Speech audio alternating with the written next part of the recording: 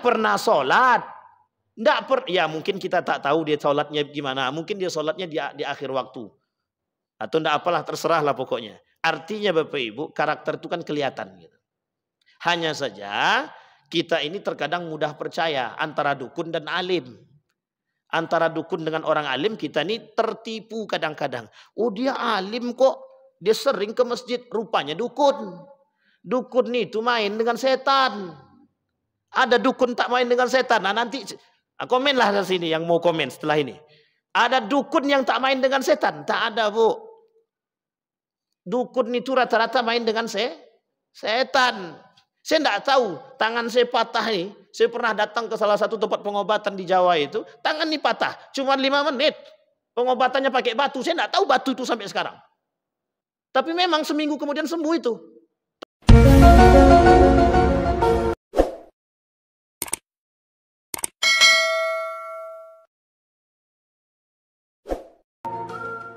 A'udzu billahi minasyaitonir rajim. Bismillahirrahmanirrahim. Assalamualaikum warahmatullahi wabarakatuh. Alhamdulillahi rabbil alamin. Alhamdulillahilladzi an'ama bi ni'matil iman wal islam bihima tatimmus salihat. Ashhadu an la ilaha illallah wahdahu la syarikalah wa ashhadu anna Muhammadan abduhu wa rasuluh la nabiyya ba'd. Allahumma salli wa sallim wa barik ala hadha an-nabiyil karim. Allahumma salli ala Muhammad wa ala ali Muhammad fil alamin innaka Hamidum Majid. Ya ayyuhan nasu taqu rabbakumul ladzi khalaqakum min nafsin wahidah wa khalaqa minha zawjaha wa batha minhuma rijalan katsiran wa nisaa. Wattaqullaha alladzi tasaaluna bihi wal arham innallaha kana 'alaikum raqiba. Wa qala Allah ta'ala ya ayyuhalladzina amanu taqullaha wa qulu qawlan sadida yuslih lakum a'malakum wa yaghfir lakum dhunubakum wa may yuti'illaha wa rasulahu faqad faza fawzan 'azima. Innal ladzina yaktumuna ma anzalallahu minal kitab wa yashtaruna bihi thamanan qalila ulaika ma ya'kuluna fi butunihim illa an-nar wa la yukallimuhumullah yaumal qiyamah wa la yuzakkihim wa lahum adzabun alim.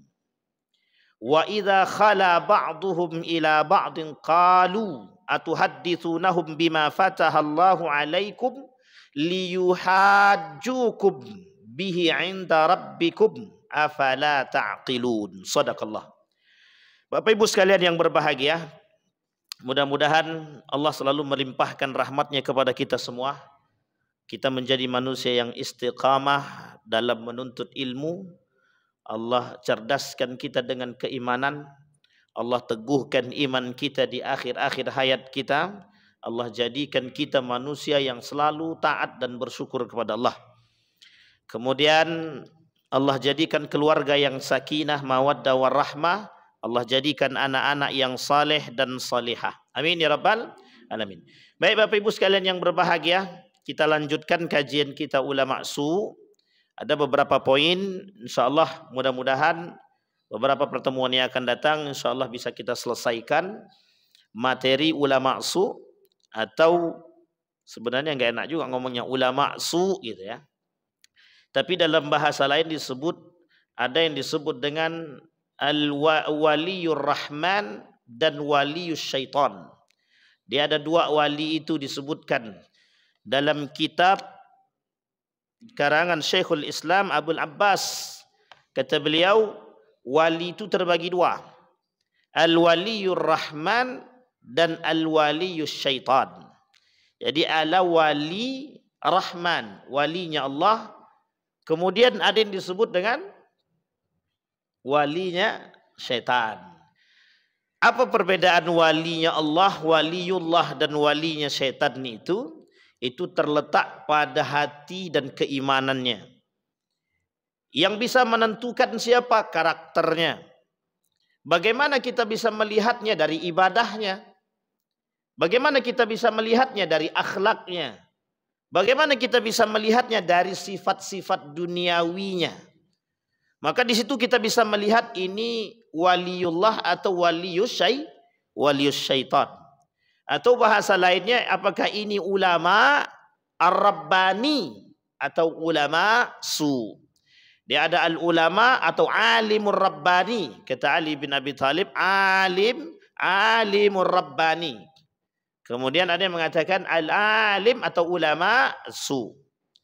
Baik Bapak Ibu sekalian yang berbahagia, di ayat yang awal tadi kita katakan ada dalam surat Al-Baqarah tadi, kita bacakan 174 itu, ada orang-orang yang menyembunyikan apa-apa yang telah kami berikan, kami turunkan kepada mereka dari kitab, dari ayat-ayat Allah.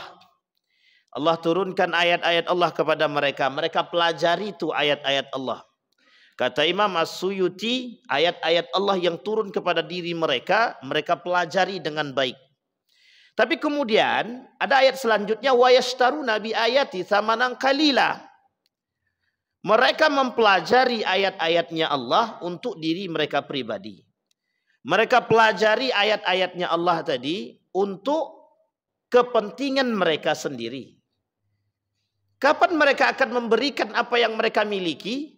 Ketika mereka sesuai atau sejalan dengan kontrak yang mereka ajukan. Oh, kalian mau ilmu dari saya? Ya. Tapi kalian harus membayarnya. Kalau kalian tak bayar, saya tak kasih ilmu. Itu yang pertama. Yang kedua, apa maksud ayat di situ? Ya, ayat di atas tersebut. Kata ayat tersebut, ada orang-orang yang menyembunyikan ilmu dia. Dia memang tak mau kasih. Emang dia tak mau kasih. Karena ilmu ini mahal. Karena tak semua orang punya ilmu ini. Nah, itu bahasanya. Oh, tidak bisa. Ini hanya saya yang bisa. Sehingga dia tak mau ajarkan ilmu tersebut ke orang lain. Contoh ilmu pelet. Itu ilmu mahal itu. Ilmu pelet itu ilmu mahal. Tapi mintanya bagaimana? Nah, pandai-pandailah cari. Ada dengan cara menuntut. Tapi Bapak Ibu tak perlu pelet-pelet lagi. Itu tak baik. Ilmu pelet itu tak baik. Ada yang mempelet anak orang dengan surat Yusuf, kata dia. Dibacanya surat Yusuf, tunduk orang itu. Itu setan juga itu. Artinya apa? Banyak orang-orang yang memanfaatkan ayat-ayat Allah tadi untuk kepentingan. Dia punya ilmu. Misal dia mengerti bagaimana di dalam Al-Quran. Dia punya ilmu Al-Quran. Dia mengerti bagaimana seseorang itu terbentuk akhlaknya dengan Quran. Dia tahu bagaimana caranya menghafal Quran dengan mudah. Itu ilmu. Tapi dia tak kasih ke orang lain. Artinya dia, kalau Anda mau ilmu ini, silahkan. Tapi Anda harus bayar. Artinya adalah orang-orang yang kemudian menyembunyikan atau orang-orang yang meletakkan sesuatu di belakang ilmu demi kepentingan. Maka bahasa Allah dalam Al-Quran, innalladzina yaktumuna. Sesungguhnya nanti ada orang-orang yang menyembunyikan ayat-ayat kami, kata Allah. Ilmu yang kami berikan kepada mereka, tapi kemudian mereka sembunyikan. Ini tafsir surat Al-Baqarah ayat 174 tadi. Tapi kalimat selanjutnya yang menjadi masalah bagi kita adalah kalimat selanjutnya. Wa yashtaruna bi ayati tsamanan qalila. Ada kemudian orang-orang demi kepentingan dunia, kata Allah, mereka perjualbelikan agama kami. Jadi mohon maaf Bapak Ibu sekalian yang berbahagia, kelak akan muncul, kata Nabi, orang-orang yang menjadikan agama tadi untuk mencari kepentingan dunia mereka. Seperti yang Allah katakan, yashtaruna bi ayati tsamanan qalila. Mereka perjualbelikan agama kami dengan harga yang murah. Harga yang sederhana. Artinya agama Allah dibandingkan dengan satu dunia, itu lebih murah. Sebenarnya apa? Agama Allah itu tak bernilai. Agamanya Allah tak bernilai. Kita ambil contoh begini. Ini contohnya. Ketika ada orang mengatakan haknya perempuan dan laki-laki dalam waris itu tidak 2:1. Harusnya 2:2 atau 1:1. Itu harusnya. Bapak Ibu sepakat atau tak sepakat? Kalau tak ada yang jawab berarti sepakat.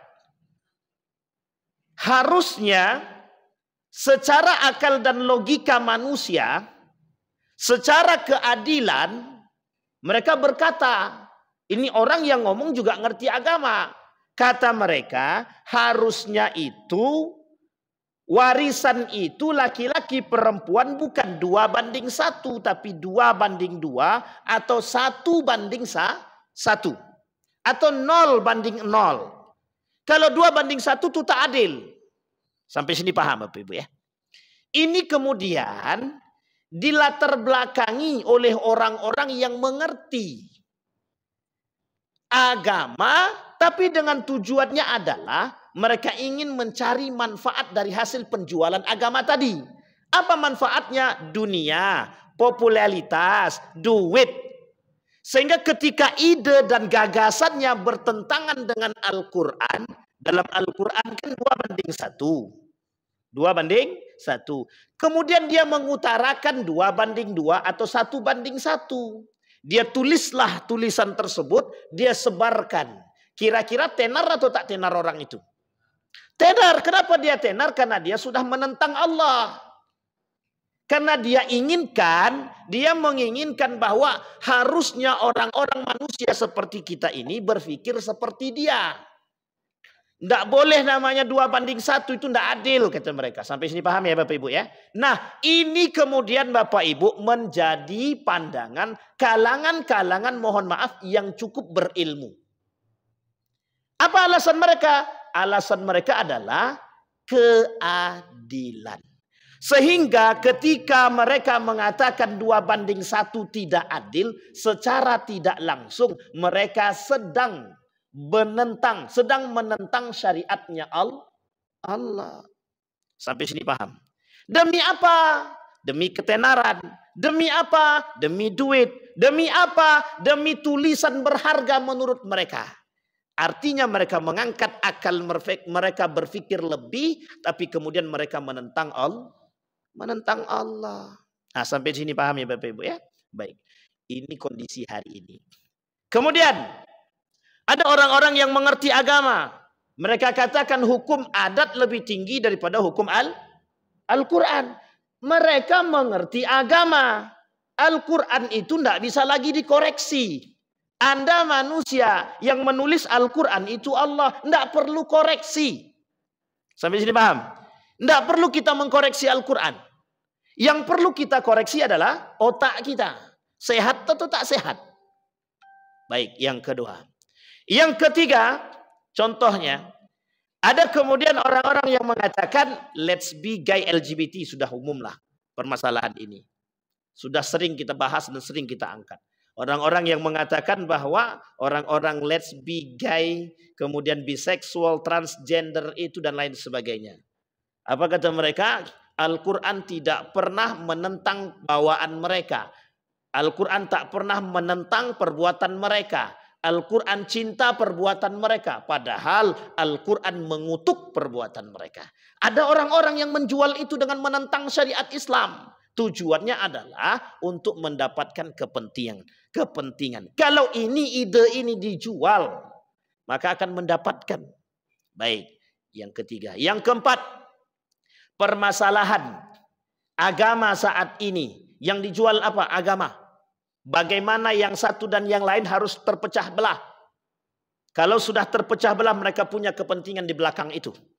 Tapi yang mecah siapa? Orang Islam itu sendiri. Ada orang-orang yang disebut dengan Islamophobia.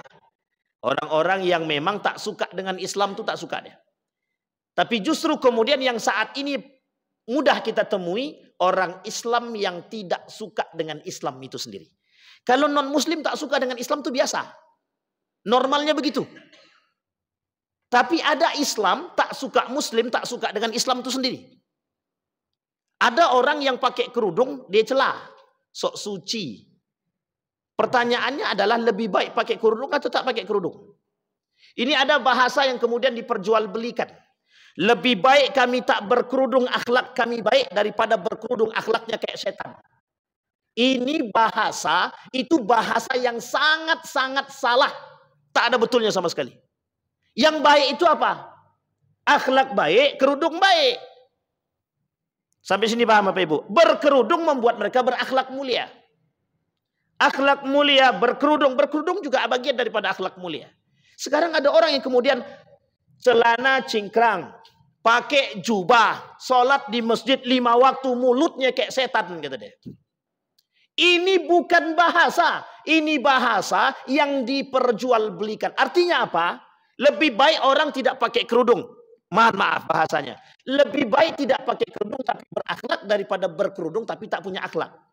Ingat bahasa ini. Apa yang kemudian terjadi dengan bahasa ini? Yang terjadi dengan bahasa ini pembodohan. Tidak ada yang lebih baik. Tak pakai kerudung memang tak baik. Tidak ada orang perempuan tak pakai kerudung kemudian masuk surga itu tidak ada. Allah katakan pakai jilbab, tutup. Berarti kita harus. Kalau ada orang yang menentang perintah Allah, kira-kira masuk surga apa tak masuk surga? Kalau dia tobat masuk surga. Kalau tak tobat dia belum tentu masuk surga. Sama laki-laki juga. Sholatnya 5 waktu di masjid, kata dia. Lebih baik aku sholat di rumah, tapi akhlakku baik, daripada sholat di masjid, tapi mulutnya masih mencaci. Tidak, itu tidak baik Pak. Sama sekali perkataan itu tidak ada baiknya sama sekali. Pergi haji, bolak-balik pergi umrah, tapi kelakuannya masih kayak gitu juga. Masih suka pakai celana pendek. Mending tak pergi haji sama sekali, apa gunanya kata gitu. Sampai sini paham Bapak Ibu? Salah, tak ada kalimat itu salah. Kenapa saya katakan salah? Kita sedang dibodoh-bodohi dengan kalimat itu. Sekarang sedang rame. Apa sedang rame sekarang? Majelis Ulama Indonesia melalui fatwanya, ini yang kelima. Majelis Ulama Indonesia dengan fatwanya mengatakan ucapan selamat Natal atau agama lain haram. Siapa yang tak sepakat angkat tangan Bapak Ibu? Masih banyak yang tak sepakat. Bahkan yang tak sepakat itu dari kalangan-kalangan ulama juga. Orang-orang yang mengerti agama. Wallahu alam. Kalau betul karena ijtihad mereka atau ijtima' mereka, tak ada salah. Tapi kalau karena kepentingan yang berada di belakang mereka, itulah yang disebut dengan ulama su. Ada orang-orang yang kemudian mengemukakan argumentasi menolak fatwa haram tersebut karena ada unsur kepentingan. Tapi kalau bukan karena unsur kepentingan, perbedaan kita ambil. Tak ada masalah. Tapi mohon maaf Bapak Ibu sekalian yang berbahagia, jangan tertipu. Saya mengatakan lebih baik kita mengikuti fatwa ulama, Majelis Ulama Indonesia. Kenapa? Ini fatwa li umum. Keumuman fatwa ini untuk kita semua. Kenapa? Karena kita bukan orang yang mengambil fatwa. Yang berhak mengambil fatwa siapa? Majelis Ulama Indonesia. Tapi kemudian muncul kelompok-kelompok yang kemudian mohon maaf, mereka tak setuju dengan fatwa Majelis Ulama Indonesia yang mengharamkan ucapan-ucapan demikian. Sekarang pertanyaannya adalah, andai kata yang menolak itu adalah para alim, mengerti agama, karena dorongan kepentingan atau unsur toleransi dan lain sebagainya, ada unsur yang kemudian mereka sembunyikan, maka sesungguhnya mereka adalah ulama su. Tapi kalau ada unsur-unsur ijtihadi yang memang harus mereka kedepankan, itu kemudian menjadi bagian daripada perbedaan pendapat. Kita tak boleh mencaci maki. Sekarang bagaimana kita tahu? Insya Allah Allah bukakan yang hak dan Allah yang batil tetap batil, yang hak tetap hak. Akan Allah tunjukkan yang batil tersebut. Yang hak Allah tunjukkan, yang batil Allah tunjukkan. Kita tinggal tunggu saja. Siapa orang-orang yang punya permainan di belakang itu? Kalau niatnya baik, dalam ijtihad itu, dalam ijtima' itu tak ada salah. Dalam ijma' tersebut alhamdulillah. Tapi kalau niatnya buruk, kemudian untuk tujuannya menggerogoti para alim ulama kita dengan fatwanya, maka sesungguhnya mereka ulama su. Sampai sini paham ya Bapak Ibu ya? Baik. Ada kemudian yang keenam, contoh yang lain. Apa contoh yang lain? Fatwa keharaman khamar. Fatwa keharaman khamar. Sudah jelas-jelas Allah katakan sesuatu yang memabukkan itu haram. Bagian daripada itu adalah adanya minuman keras, narkoba, narkotika, tuak, minuman susu yang dipermentasikan di atas yogurt. Jadi susu dipermentasikan jadi yogurt. Yogurt itu kalau dipermentasikan lagi itu jadi sesuatu yang bisa memabukkan. Air nira kalau tak salah. Itu kalau didiamin lebih lama 1 pekan lagi, nah itu udah jadi tuh yang minum tuh tak tahu tuh entah nampak atau tidak istrinya lagi tuh. Yang nampak istri orang. Nah kemudian apa yang ingin saya sampaikan? Yang saya sampaikan di belakangnya Bapak Ibu. Ada kemudian kelompok-kelompok yang kemudian mendiskreditkan ini. Mohon maaf, mengatakan ini berbeda dengan khamar. Artinya kalau berbeda dengan khamar itu perlu hukum baru. Apa hukum baru? Ya bisa halal, bisa haram. Sampai sini paham Bapak Ibu. Sementara Allah mengatakan sesuatu yang kemudian memabukkan itu mesti haram. Maka alkohol itu haram apa tak haram? Alkohol haram apa tak haram? Haram, tapi bagi kesehatan pengecualian. Bagi kesehatan artinya untuk pencucian alat-alat kesehatan itu butuh alkohol. Dan itu oleh para ulama tidak seutuhnya diharamkan, tapi ada yang kemudian diperbolehkan dengan tingkat persenan yang tertentu. Pakai baju yang kemudian ada alkoholnya, boleh apa tak boleh? Minyak wangi, mohon maaf, pakai minyak wangi tapi ada campuran alkoholnya, boleh apa tak boleh? Bapak Ibu boleh apa tidak? Ini meragukan nih. Karena banyak yang pakai minyak wangi yang pakai alkohol kayaknya nih. Lebih bagus Ustaz, lebih awet, lebih harum. Kalau pakai minyak wangi non alkohol tuh kayak serasa apa namanya? Minyak apa namanya itu? Minyak senyong-nyong kata dia. Kayak serasa umur 70 tahunan gitu deh. Ini susahnya kita sekarang tuh begitu. Nah, apa kemudian yang akan Allah berikan kepada mereka? La yukallimuhumullah, kata Allah yang pertama. Allah tak akan ajak mereka berbicara. Yang kedua, la yuzakkihim. Allah tidak akan mau mensucikan mereka. Kalau ada orang-orang yang mengerti agama, tapi mereka sembunyikan ilmu mereka, tapi mereka jadikan ilmu mereka untuk mencari kepentingan dunia, ilmu agama. Apa kata Allah? Mereka tidak akan disucikan oleh Allah. Walahum azabun alim. Bagi mereka yang ketiga azab yang sangat pedih. Tapi kemudian ada yang keempat. Apa kata Allah yang keempat? Mereka ulaika ma yakuluna fi butunihim illan nar. Sesungguhnya apa yang mereka dapatkan dari hasil mereka tadi, misal ada orang yang menjual agama, menjual fatwa. Kemudian dapat tuh, mohon maaf, kalau ada jual fatwa misalkan harganya 40 juta. 40 juta dia dapat karena jual fatwa tadi, misal. Fatwa jual label halal misal. Misalkan ada warung makan, tapi dia pengen dapat ada produk baru, pengen dapat label halal.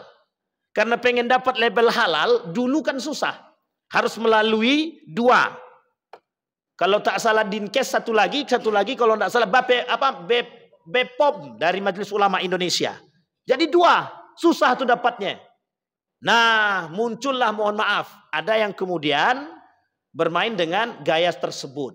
Sehingga begini Bapak Ibu, orang yang menjual fatwa untuk mendapatkan label halal kek atau untuk diperbolehkan kek dari apa yang mereka perbuat, kemudian dia terima, dapatlah label halal. Nah, orang yang memberikan label tersebut, misalkan dia dapat 40 juta, semua 40 juta kemudian dia berikan, dia makan, dia kasih ke anak istrinya, apa yang sudah mereka makan, mereka masukkan ke dalam perut mereka, sesungguhnya mereka sedang memasukkan api neraka ke dalam perut mereka. Ada 4 ancaman Allah bagi mereka.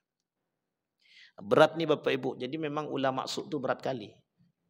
Sebenarnya tak ada enak-enaknya memang.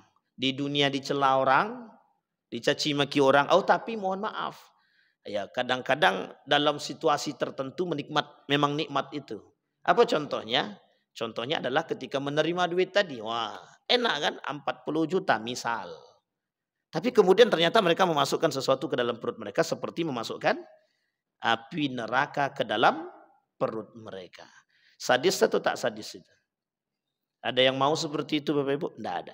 Saya yakin kita tidak ada yang mau demikian. Kenapa? Karena Allah sangat mencela dan mencaci maki demikian. Baik, ada 4 ancaman. Yang pertama, la yuzakkihim. Yang kedua, la yukallimuhumullah. Yang ketiga, bagi mereka azab yang sangat pedih. Apa korelasi apa maksudnya Allah azab sangat pedih tadi? Azab yang sangat pedih itu cuma satu tempatnya, Pak. Neraka jahanam. Masuk mereka dalam kategori sifatul munafiqin. Mereka sudah masuk dalam kategori manusia munafik. Itu yang kemudian harus kita perhatikan. Yang sulit itu menentukan apa nih orang munafik atau tidak. Itu yang susah Bapak Ibu. Kalau mudah kita menentukan mana yang munafik dan tidak, itu enak kita. Baik, lanjut. Yang kemudian kita lanjut pembahasan kita yang kemarin, kita lanjut nomor yang kelima. Ciri-ciri orang-orang yang dikategorikan ulama su, memanipulasi kebenaran demi mendapatkan keuntungan duniawi yang sedikit. Sudah kita bacakan tadi. Tapi dalam ayat yang lain, tsumma yaquluna hadza min indillahi yashtaruna bi ayati tsamanan qalila. Bapak Ibu boleh cek di dalam Al-Qur'an kalimat yashtaruna bi ayati tsamanan qalila banyak. Itu banyak. Ternyata kita sudah kolerasikan itu. Kenapa ayat yashtaruna bi ayati tsamanan qalila di dalam Al-Qur'an itu Allah ulang? Karena kejadiannya serupa. Kejadiannya serupa, hanya saja pelakunya berbeda. Apa maksudnya? Allah turunkan ayat itu agar mengingat bagi kita. Karena kelak ada manusia-manusia yang memperjualbelikan agama demi kepentingan mereka. Kita ambil contoh yang paling sederhana. Apa contohnya? Panti asuhan. Bapak Ibu boleh cek di Pekanbaru ini. Cari, harus dicari. Ada panti asuhan, mereka jual anak yatim, mereka jual anak-anak itu untuk mencari kepentingan mereka. Itu panti asuhannya banyak yang tidak ada isi anaknya. Ada juga panti jompo. Itu panti jompo orang yang jomponya tak ada. Pantinya ada. Yang punya ada. Kemudian mereka jual tuh Pak. Mohon maaf mereka jual. Ini sama dengan menjual manusia merdeka. Sama dengan menjual manusia merdeka. La yukallimuhumullah kata Allah. Yang kedua itu menjadi musuh Allah paling berat di hari kiamat nanti kata Allah. Itu musuhku kata Allah. Dalam hadis kursi. 3 golongan yang bakal menjadi ana khasmuhum yaumal qiyamah. Kelak akan menjadi musuh kata Allah. Yang ketiga adalah di antara 3 itu salah satunya adalah orang-orang yang menjual manusia merdeka. Ada. Itu tadi. Mereka jual tuh anak yatim. Mereka perjualbelikan. Anak yatim tuh yang sayang dengan anak yatim. Mereka niscaya nanti kelak bersama Nabi begini. Mereka tunjukkan begini. Hakadha. Artinya orang-orang kelak yang menyantuni anak yatim. Yang baik. Yang mau menyantuni panti asuhan. Panti jompo dan panti-panti yang lain. Kelak mereka di hari kiamat Allah berikan kemudahan. Mereka akan bersama dengan Nabi begini. Gitu mereka. Yang mereka jual apa? Ayat Allah. Yang mereka jual apa? Hadis Nabi. Yang mereka jual apa? Anak yatim. Yang mereka jual apa? Panti asuhan. Yang mereka jual apa? Orang-orang tua yang jompo. Tapi kemudian ketika duit itu masuk, mohon maaf, uangnya masuk, kemana pergi duitnya? Lenyap, tak terasa. LSM, Lembaga Swadaya Masyarakat, yang baru-baru ini terkenal. Siapa itu? Kalau saya tak salah, kita tak sebut, nanti kena lagi. Ini sudah cukup yang kesekian kalinya kita kena. Ada salah satu lembaga swadaya masyarakat. Nah, ini agak cari aman sedikit malam hari ini. Ada salah satu lembaga swadaya masyarakat. Mereka kumpulkan uang itu sampai miliaran rupiah. Gaji ketuanya 100 juta lebih. Saya bilang ini gaji atau cuci muka? Mungkin cuci duit. Bapak Ibu money laundry tahu? Pencucian uang. Gitu. Tapi itulah kenyataan Bapak Ibu. Mohon maaf. Mereka jadikan bencana, mereka jadikan kejadian-kejadian itu untuk mengumpulkan dana. Tak salah. Baik, bagus.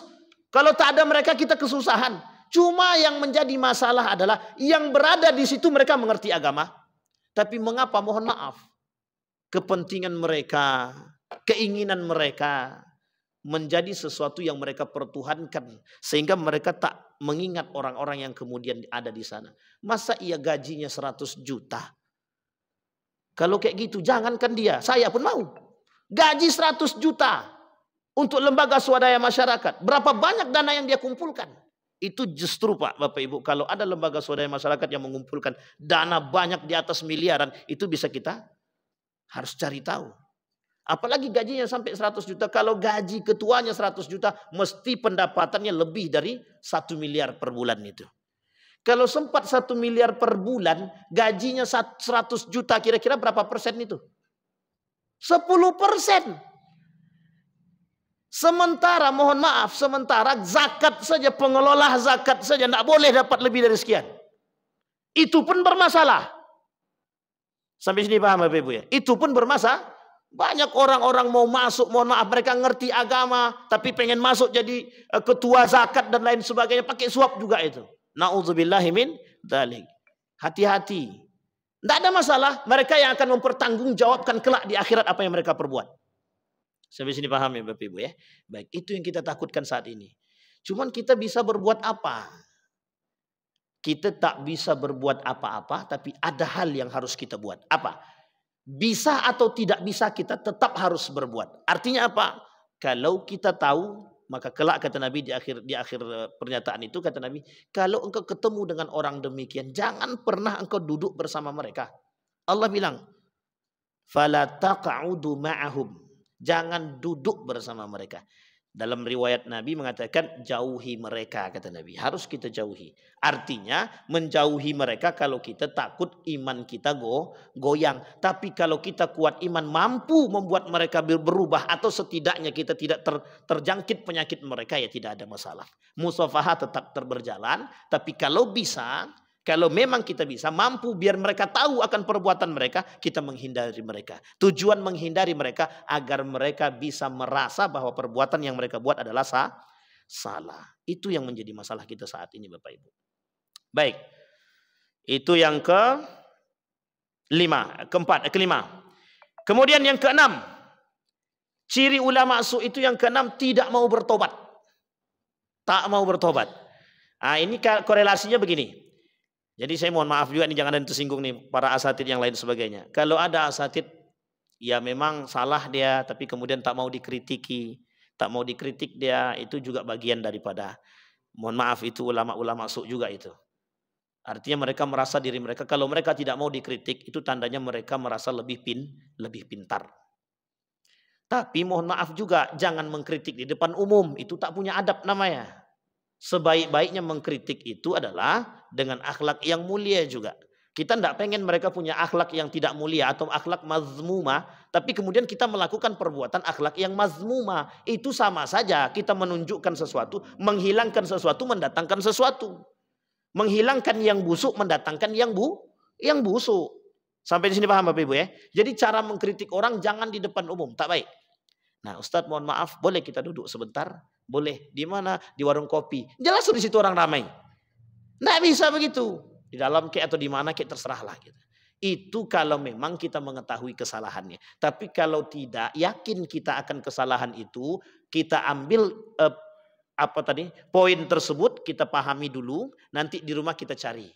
Kalau kita tak punya, cari, datang ke guru, kita tanyakan ke guru, Ustadz, betul enggak begini pemahamannya A, B, C, D? Kalau ternyata pemahaman Ustadz tadi betul menurut dia, maka ikuti. Kalau tidak, kemudian sampaikan. Kita punya kewajiban untuk menyampaikan itu, Bapak Ibu. Yang sekarang tidak ada adalah ketika ada orang yang mengerti, pintar, cerdas, alim, salah, tak ada yang mau menasehati. Tak ada yang kemudian mau mengkritik. Tak ada yang mau membenarkan. Kenapa tak ada? Kami takut Ustadz ternyata dia lebih pintar dari kami. Itu masalah. Masalah betul itu. Jangan mengagungkan manusia melebihi pengagungan kepada Allah. Jangan. Ini mohon maaf Bapak Ibu. Terlalu banyak manusia mengagungkan manusia. Bukan mengagungkan Allah. Makanya bahasa tadi disebut dengan adanya waliur rahman dan ada walius syaitan. Sampai sini paham Bapak Ibu ya? Apa karakter wali syaitan tadi? Ini sedang kita pelajari. Waliullah dan wali syaitan. Sekarang bedanya tipis. Waliullah itu tipis dengan wali syaitan itu bedanya tipis. Sama-sama mohon maaf. Kalau waliullah mereka punya tingkat keimanan yang tinggi. Kalau wali syaitan juga mereka setannya juga tinggi.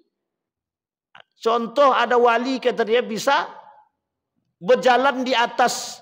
Berjalan tapi hujan tak basah. Saya pernah dapat cerita ini di salah satu daerah di Riau itu. Ada seorang dianggap wali berjalan di dalam hujan tapi dia tak basah. Kemudian mereka para masyarakat kemudian mencari tahu siapa dia. Ternyata menurut mereka ahli ibadah. Sekarang ada ndak orang yang tidak ahli ibadah tapi berjalan dia di dalam hujan tak basah juga? Ada. Itu tadi wali dengan setan tadi. Udah ndak pernah sholat. Ya mungkin kita tak tahu dia sholatnya gimana. Mungkin dia sholatnya di akhir waktu. Atau enggak apalah, terserahlah pokoknya. Artinya Bapak Ibu, karakter itu kan kelihatan gitu. Hanya saja kita ini terkadang mudah percaya antara dukun dan alim. Antara dukun dengan orang alim kita ini tertipu kadang-kadang. Oh dia alim kok, dia sering ke masjid, rupanya dukun. Dukun itu main dengan setan. Ada dukun tak main dengan setan. Nah, nanti komenlah di sini yang mau komen setelah ini. Ada dukun yang tak main dengan setan? Tak ada, Bu. Dukun itu rata-rata main dengan setan. Saya tidak tahu, tangan saya patah nih. Saya pernah datang ke salah satu tempat pengobatan di Jawa itu, tangan ini patah, cuma 5 menit. Pengobatannya pakai batu, saya tidak tahu batu itu sampai sekarang. Tapi memang seminggu kemudian sembuh itu. Tapi bengkok, artinya nggak sempurna juga. Itu karena saya lasa aja itu. Sampai sini paham Bapak? Seminggu kita datang jauh-jauh dari satu daerah, kemudian sampai ke situ cuma 5 menit. Menunggu antrinya panjangnya minta ampun. Nah, sampai di sini paham ya Bapak Ibu ya. Kita perlu hati-hati. Kayak Ponari. Tahu kan Bapak Ibu Ponari, udah tersebut lagi namanya kan? Ponari itu. Ini udah berkali-kali kita sebut Ponari ini. Banyak kali yang percaya. Coba bayangkan Bapak Ibu, berapa banyak yang ngantri itu. Itu beda tipis itu. Kalau Bapak Ibu datang ke orang saleh, misal Bapak Ibu mohon maaf, kita ada ulama kita anggap dia alim saleh, datang kita ke situ bawa air. Pak minta doakan. Kita minta doa kepada orang saleh itu boleh apa tak boleh? Berdoa dengan wasilah orang soleh boleh apa tak boleh? Boleh, tak ada salah. Bahkan Nabi pun begitu. Diambilnya air putih, datang seorang sahabat kepada Nabi untuk berobat, diambilnya air putih, ditiupkan oleh Nabi. Dibacakan dulu Al-Fatihah 3 qul, tambahkan Al-Baqarah, ditiupkan, kemudian diminum. Sebenarnya kalau dah Nabi tinggal mengadahkan tangan ke atasnya selesai. Tapi Nabi ingin tunjukkan kepada kita betapa doa-doa yang dibacakan itu mampu memberikan kesehatan dengan izin Allah. Ini ndak dibawa Coca-Cola kemudian diminum, ya Kak, sampai kiamat tidak akan sembuh tak? Yang dibawa Coca-Cola. Nah, ini yang harus kita pahami Bapak Ibu. Maka perbedaan orang-orang berilmu dengan dukun pun tipis. Kita anggap itu bukan dukun dia Ustaz, tapi orang pintar dia. Entahlah pokoknya, bagi saya sama saja. Nah, hati-hati Bapak Ibu ya. Baik, lanjut. Kemudian yang ketujuh, sombong, dipermainkan oleh nafsunya. Nah, ini juga sudah kita sampaikan, 3 hal yang akan menghancurkan manusia. Yang pertama adalah orang-orang yang mempertuhankan hawa nafsu. Siapapun dia, itu mesti akan dihancurkan oleh Allah. Nah, begitu juga para alim. Cuman masalahnya, orang alim lebih mudah untuk dihancurkan oleh Allah dan lebih berbahaya dan lebih besar azabnya dari Allah terhadap mereka orang alim yang kemudian mempertuntunkan hawa nafsu mereka. Kenapa? Mudah enggak bagi orang alim itu terjerumus dalam nafsunya? Mudah Pak, mohon maaf mudah. Orang alim ini banyak. Aku ini poligami demi mengangkat derajatnya Allah. Kalau tak cantik takkan mau dia. Percayalah itu. Tapi ini kan sunnah Nabi. Betul, itu sunnah Nabi. Yang tak sunnah itu ente. Begitu.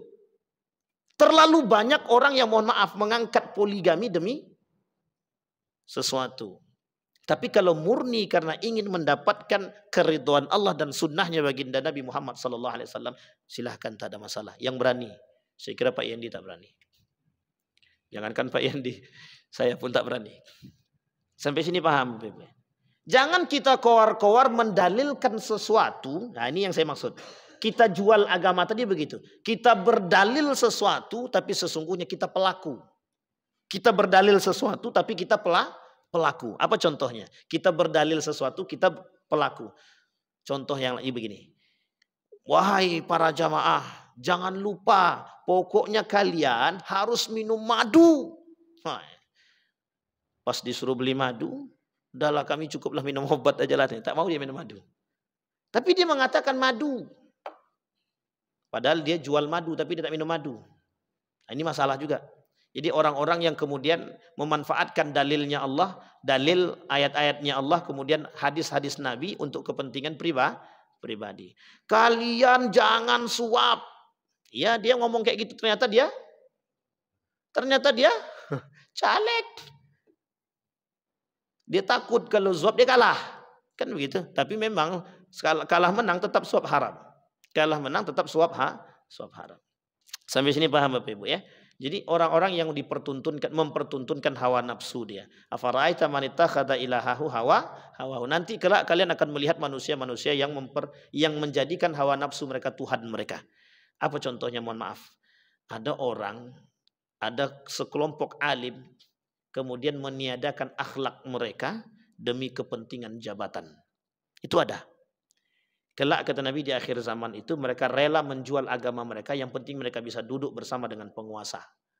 Kelak kata Nabi di akhir zaman itu akan muncul orang-orang yang menjual agamanya demi mereka bisa duduk dengan penguasa. Atau demi mendapatkan jabatan. Demi mendapatkan jabatan, demi mendapatkan posisi. Dan yang menjadi masalah adalah ketika posisi itu sudah mereka dapatkan, disitulah kemudian apakah itu akan menjadi jalan mereka untuk menciptakan perdamaian atau justru memunculkan perpecahan. Ada orang-orang yang kemudian, mohon maaf, ada para ulama yang duduk dengan pemerintah. Ada, salah, tak salah. Tapi tujuan mereka baik untuk memperbaiki, memberikan masukan. Memang harus begitu. Ulama harus duduk dengan penguasa. Kalau ulama tidak duduk dengan penguasa, justru mudah bagi para penguasa untuk menghancurkan. Tapi ulama yang seperti apa? Ulama yang tidak cinta dengan harta. Ini kau mau tak jadi wakil aku? Tidak mau aku. Tapi duit semua dari aku. Oh tidak apa-apa lah, kita coba. Tidak bisa. Apalagi sekarang Bapak Ibu, zaman-zaman saat ini susah kita untuk menentukan yang mana orangnya. Maka pakai hati kita, pakai ilmu kita, pakai akhlak kita. Untuk melihat orang itu kita butuh 3. 1 hati, yang kedua ilmu, yang ketiga akhlak. Kita melihat orang itu dengan 3. Dengan hati, dengan ilmu, dengan akhlak. Kalau hati itu dah tahu kita Pak. Kemudian akhlaknya, ilmunya, itu kita bisa lihat. Kemudian bagaimana mereka dengan ilmu yang mereka katakan. Kalau mereka menyampaikan ilmu tapi mereka tak menjalankan, itu sulit bagi kita untuk bisa mengikuti mereka Bapak Ibu. Karena itu paling tidak ciri khas yang nampak daripada ulama su. Mereka berbicara tapi mereka tidak menjalankan.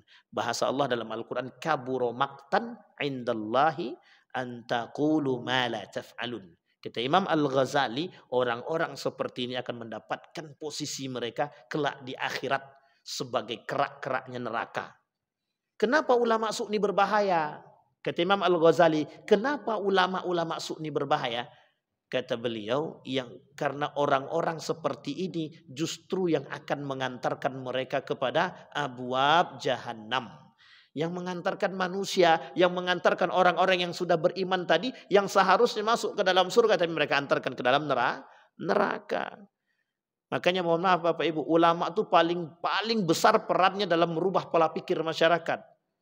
Tapi kemudian mereka merubah pola pikir masyarakat bukan ke jalan yang betul, tapi justru sebaliknya. Itu menjadi ancaman atau tidak? Menjadi ancaman bagi kita. Bapak Ibu boleh lihat saat ini sekarang. Perhatikan baik-baik. Di masjid ini berbeda dengan masjid yang lain. Kajian Syiah berbeda dengan kajian yang lain. Sehingga yang terjadi apa? Bingung kita Pak. Ini yang satu ini mengajak ke surga apa ke neraka? Yang sono mengajak ke surga atau ke yang neraka? Sehingga mohon maaf ketika saling mencaci memaki, kita bingung. Kedua-duanya masuk neraka. Kalau saling mencaci dan memaki itu tidak ada Pak. Sampai di sini paham Bapak Ibu ya? Itu karena apa? Karena ilmu. Karena apa? Karena alim. Orang berilmu harusnya mendamaikan, tapi justru kemudian memunculkan perpecahan. Itu yang kemudian kita sebut dengan ulama su. Baik. Yang terakhir, disorientasi intelektual. Wah, ini agak berat sedikit bahasanya. Bahasanya aja yang berat. Disorientasi intelektual. Artinya begini, salah dalam menerapkan ilmu. Itulah bahasa lainnya tuh. Ilmunya tidak sesuai dengan orientasinya. Ada orang berilmu, tapi orientasi ilmunya, mohon maaf, kita ambil contoh begini. Dia seorang ahli di bidang agama. Tapi kemudian dia menjadi ahli di bidang teknik. Jadi dia terapkanlah ilmu agama tadi di dalam ilmu teknik. Itu tidak nyambung itu. Yakin saya tak nyambung. Nabi itu pernah disalahkan oleh Khalid bin Walid. Kata Khalid bin Walid, kata Nabi begini. Jadi ketika tentara perang ini sedang berjalan, kemudian sudah malam. Nabi pengen berhentilah di situ di atas bukit tadi, biar kita bisa melihat. Tapi kemudian kata Khalid bin Walid, tak jauh dari sini itu ada muara, ada seperti danau. Kita kalau berhenti di atas dan bermukim di atas, sementara mereka mengambil air, kata Khalid bin Walid, itu kita bunuh diri namanya. Sehingga mohon maaf Khalid bin Walid bukan menyalahkan, mengatakan kepada Khalid bin Walid mengatakan kepada Nabi, sebaiknya kita bermukim, membangun tenda itu di dekat muara, di dekat danau. Kenapa demikian? Karena kalau kita bermukim di sana, ketika kita haus kita bisa minum. Sementara kita bisa membangun tenaga. Sementara kalau kita di bukit, musuh kemudian mengambil telaga, kita yang dibunuh. Kata Khalid bin Walid. Artinya begini, Khalid bin Walid ahli dalam bidang strategi perang. Nabi juga pernah berperang, tapi tak ahli dalam strategi perang. Sampai di sini paham Bapak Ibu ya? Ini sudah kelihatan. Sekarang ilmu itu bisa saja berubah aliran. Kenapa? Yang ahli agama masuk ke teknik, yang teknik masuk ke dalam fisika, yang fisika masuk ke dalam biologi. Masih nyambung lah. Sampai sini paham? Yang ahli biologi jadi ahli hukum tata negara. Itu kan kelewatan itu. Yang jadi ahli agama siapa? Yang ahli agama nanti dari teknik sipil atau teknik elektro lah. Sampai sini paham Bapak Ibu? Kita tak menyalahkan siapapun yang mau belajar agama. Karena hukum belajar agama itu wajib. Tapi kemudian jangan mempelajari agama demi yang lain. Kita tak menyalahkan siapapun. Mau lulusan teknik dia, mau lulusan fisika dia, mau anak sosial dia, mau IPS kah dia, mau IPA kah dia. Ketika ingin belajar agama silahkan. Karena kewajiban setiap orang mempelajari agama. Tapi jangan begini bahasanya. Jadilah alim yang intelek, bukan intelek yang alim. Kata guru saya, jadilah alim yang intelek. Jadilah orang yang mengerti agama, tapi kemudian cerdas. Tapi jangan cerdas kemudian baru mempelajari agama. Kalau mempelajari agama untuk kepentingan dia, itu yang masalah. Tapi kalau dia mempelajari agama untuk memperbaiki jalan hidupnya, itu yang baik. Kita ambil contoh, ekonomi. Kita ambil contoh yang lain selain dari ekonomi, akuntansi. Sekarang ada namanya akuntansi syariah. Akuntansi syariah itu dimunculkan untuk memasukkan nilai-nilai agama di dalam aturan-aturan akuntansi. Pertanyaannya adalah jangan jual nilai-nilai syariah tadi untuk mencari orang-orang berbondong-bondong datang. Kita ambil contoh yang paling sederhana, bank syariah. Yang kita jual apa? Kita menjual agama, kita menjual hadis Nabi. Tapi kemudian mohon maaf, di dalam transaksinya kadang-kadang banyak yang tidak sesuai. Untuk apa? Kalau kita jual produk ini kan produk syariah. Oh ini bakal banyak yang datang. Oh iya. Tetapi tujuannya adalah tetap untuk mencari keuntungan. Yang betul adalah kita tetap mendukung pembangunan ekonomi syariah. Begitu berat musuh kita hari ini. Karena kita berhadapan dengan orang-orang yang munafik. Dan orang-orang munafik itu mereka berada dalam tingkat kecerdasan. Memang tinggi-tinggi cerdasnya Pak. Tingkat kecerdasannya tinggi-tinggi, pintar-pintar. Itu yang saya katakan beberapa waktu yang lalu. Kalau ada sarjana S1 yang ngomong, kemudian yang sudah S3 ngomong, saya sangat yakin sekali kalau kita tertipu kalau kita lebih mendengarkan yang S3 daripada S1. Yang kita takutkan begitu. Kadang-kadang S1 kita anggap Gus Baha itu tidak ada S1, S2, S3-nya itu. Gus Baha itu tidak ada S1, S2, S3-nya. Itu termasuk salah satu ulama tafsir di dunia. Anggota tafsirul Quran di dunia. Itu tidak ada S1, S2. Dan tidak, mohon maaf, tidak lulusan dari Timur Tengah. Coba. Gus Qayyum. Sama. Gus Qayyum itu bukan. Tidak ada S1-nya itu. Tapi mereka lama di dalam pesantren. Mereka mengaji. Ini tiba-tiba baru setahun, 2 tahun ngaji. Dah habis kita dibuatnya. Sampai sini paham Bapak Ibu ya? Baik. Yang begitu-begitu tuh cerdas-cerdas. Nah, Bapak Ibu ini nanti ada kaitannya dengan perang pemikiran. Kaitannya dengan perang pemikiran ini dulu pernah kita bahas. Jadi memang apa yang kita kaji itu berkesinambungan. Salah satu yang dimaksud dengan disorientasi intelektual tadi adalah begini Bapak Ibu. Sekarang itu kita ini dalam dunia perang pemikiran. Bapak Ibu sekarang ini dibuat bagaimana ilmu-ilmu yang Bapak Ibu miliki itu tidak sejalan dengan apa yang Bapak Ibu pelajari. Artinya begini, Bapak Ibu orang pendidikan, nanti bisa jadi Bapak Ibu orang pendidikan tidak mengajar di dunia pendidikan. Tapi menjadi bagian mekanis. Entah itu apalah bagiannya terserah. Nah, itu yang pertama. Tapi Bapak Ibu yang perlu dipahami dulu, orang-orang seperti ini itu mengerti nilai, mengerti agama, cuman akan menjauhkan nilai-nilai agama terlebih dahulu daripada ilmu tersebut. Jadi urutannya begini. Dulu urutannya orang-orang Eropa itu dia belajar dulu agama, ilmu-ilmu agama dari Muslim, dari Islam. Setelah mereka pelajari, kemudian mereka ambil tuh ilmunya, nilai-nilai agamanya mereka keluarkan. Mereka tinggalkan, sehingga apa yang terjadi dengan nilai-nilai agama tadi yang mereka kesampingkan, yang tersisa adalah ilmunya saja. Sehingga mohon maaf banyak orang berilmu tapi tak berakhlak, itu inti yang mereka inginkan. Sehingga apa yang terjadi dengan itu bisa merusak. Sekarang pertanyaan saya sederhana. Sekian banyak para alim ulama di Indonesia ini, mengapa kebijakan menghilangkan pelajaran agama itu menjadi kecolongan? Sampai sini paham Bapak Ibu? Bisa pelajaran agama mau dihilangkan, dan ini wacana yang sudah sangat lama sekali. Zamannya Pak Anies Baswedan jadi Menteri Agama, Menteri Pendidikan itu sudah muncul Bapak Ibu. Jadi kenapa? Itu masalahnya yang punya ide juga orang-orang pintar. Gelarnya bukan juga S2 Pak, doktor, profesor. Tapi itulah kemudian kita tak mau suuzon. Tapi mau tak mau kita harus suuzon. Artinya kita jangan suuzon, tapi kita harus berhati-hati. Insya Allah kita lanjutkan di pertemuan yang akan datang, yang terakhir. Mudah-mudahan di pertemuan yang akan datang sudah berakhir ulama su kita. Nanti kita akan coba membahas, karena ini agak was-was juga nih ulama su nih. Tertawa abang-abang di depan nih karena sudah merasa melihat dicaci dan dimaki. Saya kira begitu Bapak Ibu, mudah-mudahan bermanfaat bagi kita semua. Fa'tabiru ya ulil absar la'allakum tuflihun. Assalamualaikum warahmatullahi wabarakatuh.